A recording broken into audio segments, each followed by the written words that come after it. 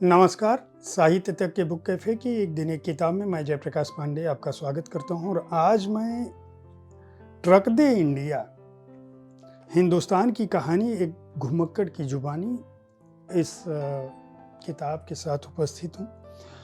Truck दे India जो है अपने आप में अनूठी किताब है। हालांकि इसका नाम इतना अजीब है कि जब यह पुस्तक मेरे पास पहुंची तो पहले मेरे दिमाग में आया कि इसको पढ़ा जाए या नहीं पढ़ा जाए।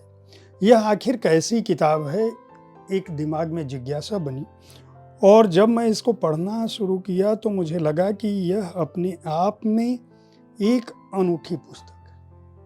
अनूठी इस मायने में कि यह हिंदुस्तान की कहानी एक घुमक्कड़ की जुबानी बताती है। और घुमक्कड़ कौन है?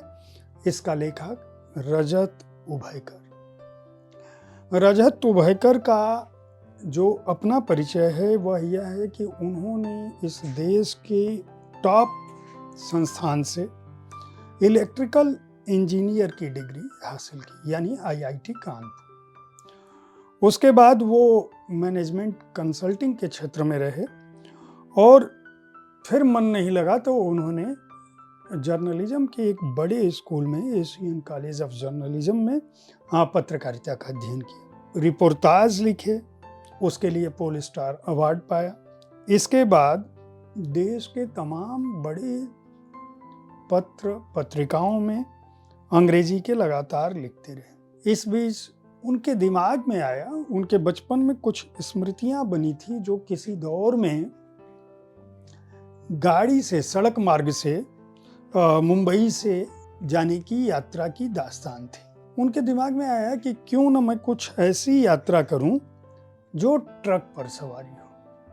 इसके पीछे कई बातें थी। रजत के पास पैसे की कोई कमी नहीं थी। ऐसा नहीं था कि वे चाहते तो हवाई जहाज से या वो चाहते तो सड़क मार्ग से अपनी निजी गाड़ियों से यह यात्रा नहीं कर सकते थे, लेकिन उनका यह मानना था कि ट्रक वाले जो है वह बहुत ही बिंदास अंदाज में यात्राएं करते हैं। दूसरे, उनकी यात्राएं ज़मीनी होती है। तीसरा, यह उनका मानना था कि यह एक ऐसा यात्रा क्षेत्र है जिसको अब से पहले कभी भी नहीं किया गया, कम से कम भारत में तो नहीं ही किया गया। उन्होंने जब अपने दोस्तों को बताया कि मैं ट्रक के माध्यम से हिंदुस्तान को देखने की कोशिश कर रहा हूँ तो सबने कहा कि यह पागल हो गए।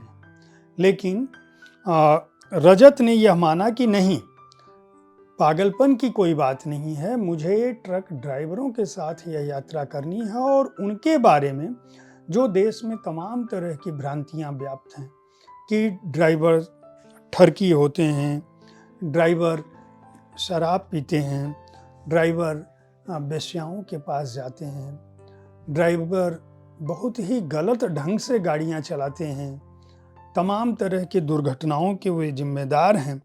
दुनिया में जितनी भी बुराइयां होती हैं वह ट्रक ड्राइवरों के माध्यम से सड़कों पर होती हैं। वे इस बात को भी बदलना चाहते थे। खास बात यह है कि 2009 में उन्होंने इस तरह की एक छोटी सी यात्रा की थी अपने दो दोस्तों के साथ। वो कानपुर से शिमला के रास्ते में निकले थे और उनकी कार खराब हो गई थी और उसके बाद सार्वजनिक यातायात बंद हो गया था और अचानक वो कई लोगों से मांग रहे थे लिफ्ट, वो लिफ्ट नहीं मिली थी और फिर उन्होंने, एक ट्रक ड्राइवर ने उनको उस यात्रा के दौरान पहुंचाया था शिमला। और जब इन लोगों ने पैसा देना चाहा तो उसने पैसे लेने से इनकार कर दिया। रजत का कहना है कि इस किताब में उनका कहना है कि उनके जीवन में यह पहली बार घटा था कि किसी आदमी ने इस तरह से पैसा लेने से इनकार कर दिया था, जो कि उसका अधिकार है। आखिर वह इनको गंतव्य तक पहुंचाया था, लेकिन ट्रक ड्राइवर का कहना था कि मैं तो इस ओर आ ही रहा था, अगर आप लोगों को ले आया तो कोई बड़ी बात नहीं।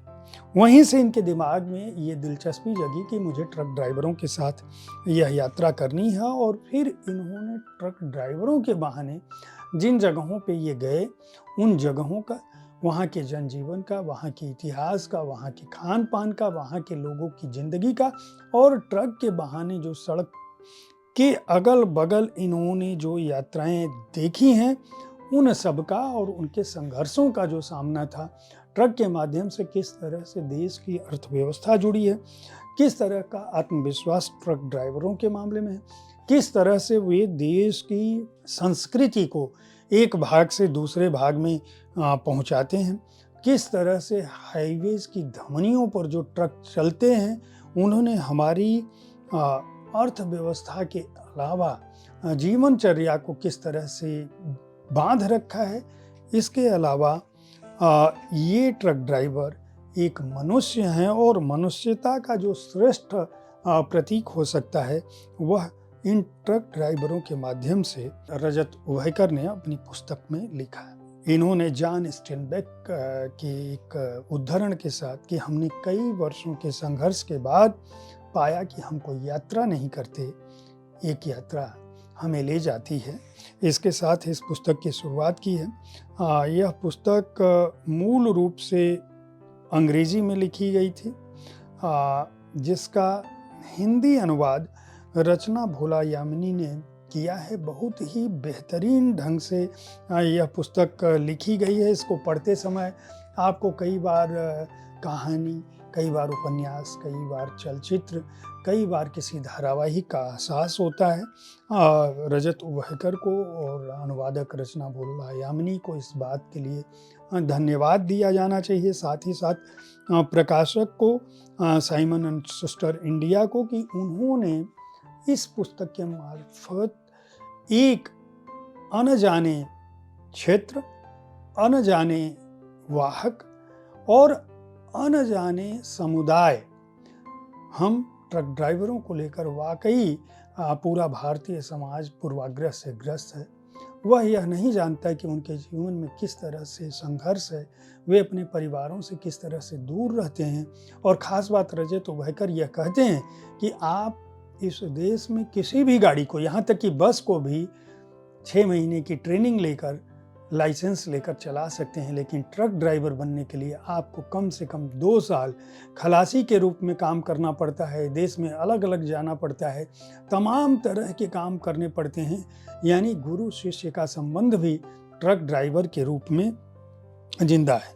इस पुस्तक में सेक्स, ड्रग्स और बंजारे भाग 1 है, जिसमें कई अध्याय हैं। राजा के साथ सवारी, मेवाड़ के उत्पादक संघ, अंग्रेजी वाला फॉर्न, गोली अंदर, यार Jalandhar, death on wheels, Sirhind के उस्ताद, कश्मीर के ग्रीष्म शरणार्थी, ये भाग 1 का हिस्सा है। आप समझ सकते हैं कि इसमें राजस्थान भी है, इसमें पंजाब भी है, इसमें जम्मू कश्मीर भी है, वहाँ जो उन्होंने ट्रक से यात्राएं की है।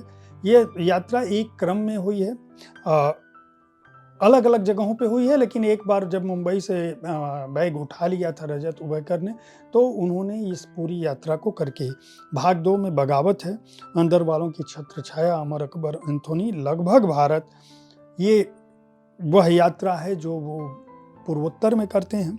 भाग 3 में हाईवे इकोनॉमी के तहत एक देश, एक टैक्स, एक तकनीक, खाकी से भरी एक सड़क और केप कोमरीन की ओर वे लिखते हैं 10,000 किलोमीटर लंबी यह यात्रा हुई थी। 100% यानी 100% अनियोजित ट्रिप था। यानी रजत को यह पता नहीं था कि किधर जाना है, कहाँ जाना है। वे ट्रक ड्राइवरों से लिफ्ट लेते थे और अनजान लोगों से दोस्ती करते हुए चले जाते थे। इस दौरान तमाम किस्से उनकी ज़िंदगी में आए, अलग अलग तरह का खाना, अलग अलग तरह का पीना, भूतिया किस्से, ओवरलोड ट्रक, उनके जानलेवा जो नतीजे होते हैं। पंजाब में जो ट्रक के आकर्षण, जो उसमें चित्रकारी होती है, जो लिखे होते हैं। कश्मीर के बंजारे चरवाहे हैं। जो रास्ते में भ्रष्टाचार होता है, जो पुलिस पैसा लेती है, या दूसरे क्रम होते हैं, जो अलग अलग दबंगई होती है। इसमें नागालैंड और मणिपुर भी है, जहां बाकायदा उग्रवादी ग्रुप अलग अलग तरह से वसूली करता है, जहां पुलिस को भी एक तरफ ट्रक ड्राइवरों को पैसा देना होता है, दबंगों को भी पैसा देना होता है। यह पुस्तक एक तरह से हास्यबोध, अलग तरह की अनुभूति, मानवीयता की अनुभूति, इतिहास, अर्थव्यवस्था, सभी की जानकारी देती है। यह सड़कों पर दौड़ते भारत की और भारतीयों की अनूठी कहानी है। Horn okay please, okay Tata bye bye, इस पर लिखा है। कवर भी बहुत अच्छा बना है। अगर आप को कोई बेहतरीन दास्तान और हाल के दिनों में आई हुई कोई बेहतरीन पुस्तक पढ़नी हो तो आप इस पुस्तक को पढ़ सकते हैं। लगभग 280 पृष्ठों की यह पुस्तक है। साइमन एंड शुस्टर ने इसको प्रकाशित किया है।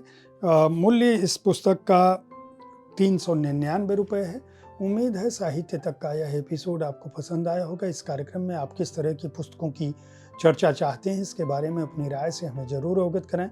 हमारी कोशिश होती है कि विविध विधाओं की पुस्तकों के साथ आपके पास पहुंचूं, ताकि आपको अपनी पसंद की पुस्तक चुनने में आसानी हो। कल ठीक इसी समय ऐसी ही किसी एक पुस्तक के साथ मैं फिर मिलूंगा। देखते रहिए साहित्य तक। धन्यवाद।